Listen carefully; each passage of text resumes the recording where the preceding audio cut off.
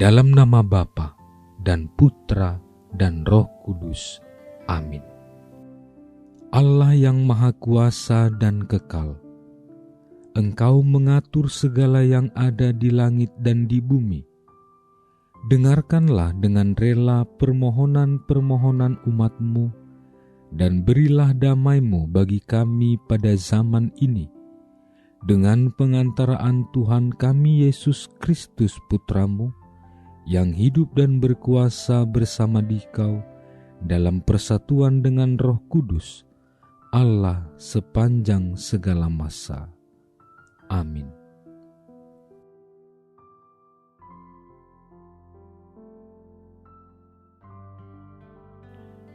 Pada hari Minggu Paskah, Maria Magdalena berlari-lari mendapatkan Simon Petrus dan murid yang lain yang dikasihi Yesus, dan berkata kepada mereka, "Tuhan telah diambil orang dari kuburnya, dan kami tidak tahu di mana Ia diletakkan." Maka berangkatlah Petrus dan murid yang lain itu ke kubur. Keduanya berlari bersama-sama. Tetapi murid yang lain itu berlari lebih cepat daripada Petrus, sehingga lebih dahulu sampai di kubur. Ia menjenguk ke dalam dan melihat kain kafan terletak di tanah. Akan tetapi, ia tidak masuk ke dalam. Maka datanglah Simon Petrus juga menyusul dia dan masuk ke dalam kubur itu. Ia melihat kain kafan terletak di tanah, sedang kain peluh yang tadinya ada di kepala Yesus tidak terletak dekat kain kafan itu, tetapi agak di samping di tempat yang lain dan sudah tergulung. Maka masuklah juga murid yang lain yang lebih dahulu sampai di kubur itu, dan ia melihatnya dan percaya. Demikianlah sabda Tuhan. Saudara-saudari terkasih, hari ini Gereja Katolik memperingati pesta Santo Yohanes Rasul Penginjil. Selain sebagai rasul, murid pertama Yesus, Yohanes ini juga seorang pengarang Injil, seorang penulis Injil, penginjil. Ia adalah murid yang dikasihi Yesus, masih muda, tangkas, sering mencatat dan menceritakan kembali apa yang dikatakan oleh Yesus. Karena itulah, ia sering diajak Yesus ke Gunung Tabor, ke Taman Zaitun atau Taman Getsemani, dan menyertai kunjungan-kunjungan Yesus. Sebagai murid yang dikasihi Yesus, bukan berarti hidup menjadi enak-enak, semau-maunya sendiri, ataupun bertindak sewenang-wenang. Justru harus bertanggung jawab dan tidak menyalahgunakan kasih Yesus. Dan ia sangat setia mewartakan kabar tentang kasih Yesus ini kepada orang banyak. Itulah sebabnya Yohanes menulis Injil Yesus, kabar gembira, kabar sukacita, berita suka tentang penyelamatan Yesus kepada siapapun. Itulah Yohanes Rasul.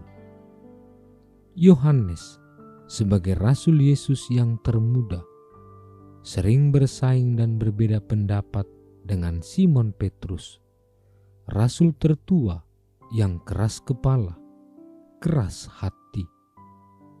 Diceritakan juga bahwa Yohanes dekat dengan Bunda Maria, ibu Tuhan Yesus, yang oleh Yesus diserahkan sebagai ibunya, dan sebaliknya Yohanes diserahkan oleh Yesus kepada Bunda Maria sebagai anaknya. Bahkan ia juga dikabarkan mewartakan Injil Yesus sampai ke kota Efesus, wilayah Turki. Saudara-saudari terkasih, Yohanes mewakili murid-murid yang lain, termasuk kita sebagai murid-murid Yesus, untuk menjadikan Bunda Maria sebagai Bunda Gereja Kudus. Dan semuanya itu ditulis oleh Yohanes menjadi Injil Yesus. Kita bisa membaca tulisannya dalam kitab suci Perjanjian Baru.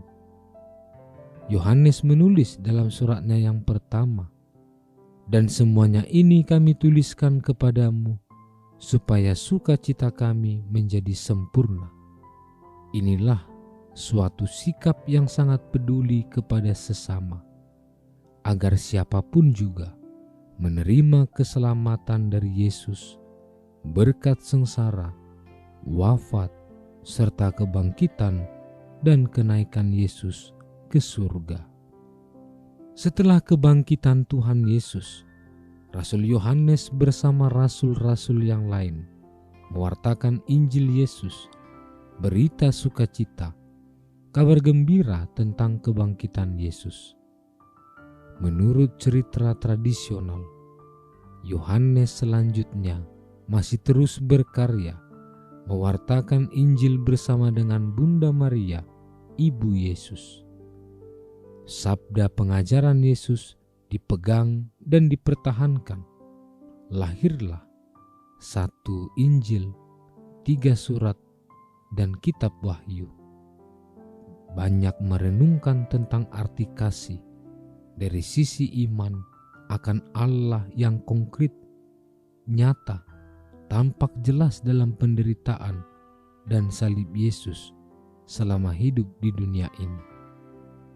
Sungguh sangat berharga pengajaran rohani ini untuk para murid dan pengikut Kristus dan siapa saja yang merindukan kasih Yesus. Kita bisa merenungkan kasih sejati Yesus sampai hidupnya sendiri direlakan, dipertaruhkan untuk membuktikan kasih-Nya kepada para murid dan pengikutnya. Sungguh sangat mulia kasih Yesus. Marilah kita memohonkan kasih-Nya. Demikian pula kita bagi-bagikan kepada siapapun secara cuma-cuma, karena kita telah menerimanya secara cuma-cuma pula. Tuhan memberkati.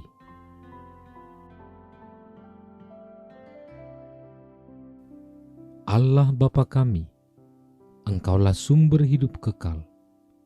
Semoga dengan iman akan Yesus Kristus Putramu, kami semakin merasakan makna atas hidup dan segala usaha kami untuk mencapai hidup kekal.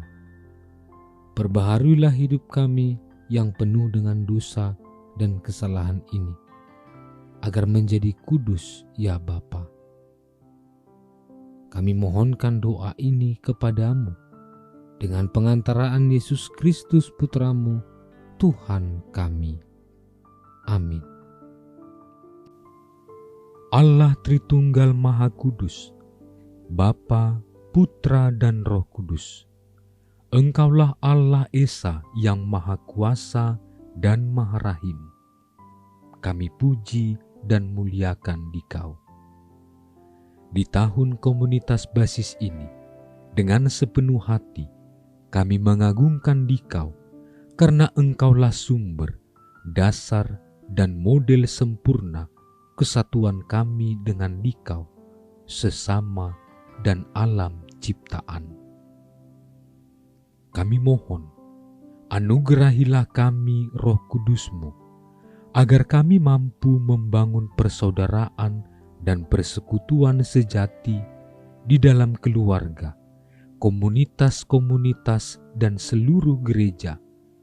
Dengannya kami menjadi tanda kesatuan dan kehadiran-Mu di dunia ini. Bunda Maria, Bunda yang berbelas kasih, doakanlah kami anak-anak-Mu, agar hidup rukun dan bersatu seperti keluarga kudus di Nazaret, dengan pengantaraan Kristus Tuhan kami. Amin. Dalam nama Bapa dan Putra dan Roh Kudus. Amin.